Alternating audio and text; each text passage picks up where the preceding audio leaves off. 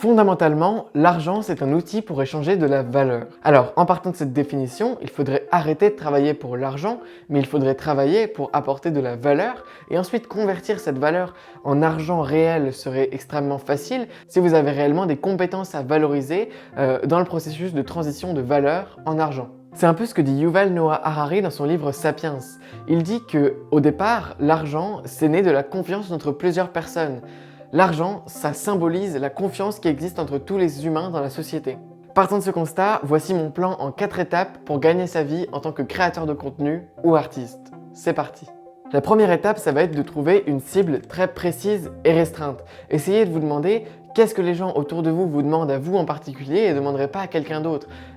Dans quel domaine excellez-vous et à qui voulez-vous vous adresser? Est-ce que si vous êtes un expert par exemple en finance, vous voulez vous adresser aux experts de la bourse, aux débutants qui n'ont jamais investi ou bien aux gens qui veulent acheter une maison mais qui ne savent pas réellement quel prêt bancaire faire? Votre message il sera complètement différent si vous voulez vous adresser à une cible ou à une autre et c'est important de définir parce que si vous voulez lancer une chaîne YouTube par exemple sur la finance, vous ne pourrez pas vous adresser à tout le monde et il vous faudra réellement choisir votre cible. Deuxième étape, ça va être de créer une tribu autour de vos idées. Ça s'appelle le tribalisme et c'est un besoin fondamental de l'homme. L'homme, il a naturellement besoin de rejoindre une tribu. Au début, c'était pour survivre et aujourd'hui, on le voit par exemple quand on va aller voir un match de foot ou de sport, on va instinctivement choisir une équipe qu'on va être plus à même de supporter et avec laquelle on va se sentir unis, on va rejoindre leur tribu finalement. Et ce biais, il est extrêmement puissant. C'est une phrase que j'ai lue dans le livre « Votre empire dans un sac à dos » de Stan Leloup. C'est que pour devenir le prochain Google ou pour devenir une énorme entreprise, on n'a pas réellement besoin de faire une innovation technologique, une innovation technique, comme par exemple Google ou Microsoft avec la technologie, mais on peut très bien avoir une innovation psychologique, comme Coca-Cola par exemple, ou encore McDonald's. Ils ont simplement créé une marque autour de leurs produits et ils ont créé un petit peu une sorte de tribu.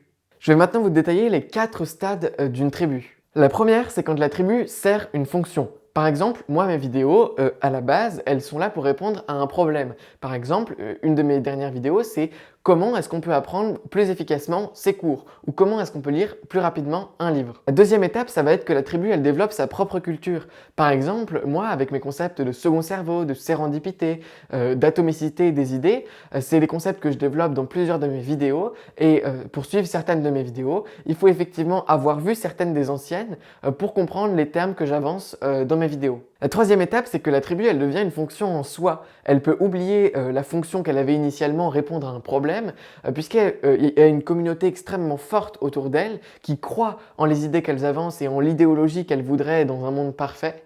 Et à ce moment-là, elle peut oublier sa fonction initiale. La quatrième étape, ça va être que votre tribu, elle devienne une religion à part entière.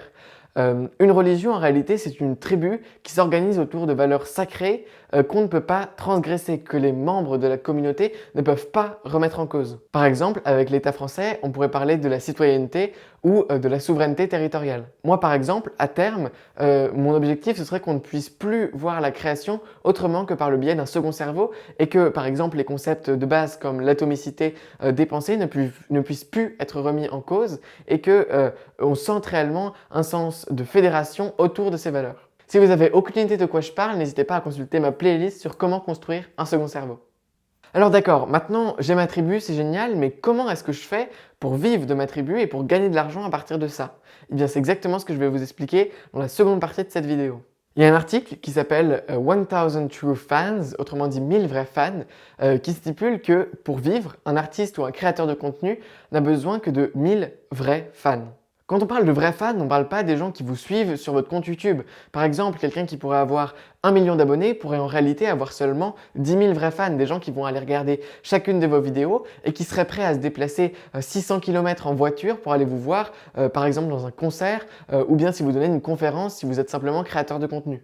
Ces 1000 vrais fans, ce seront en fait les membres solides, les membres fondateurs de votre tribu.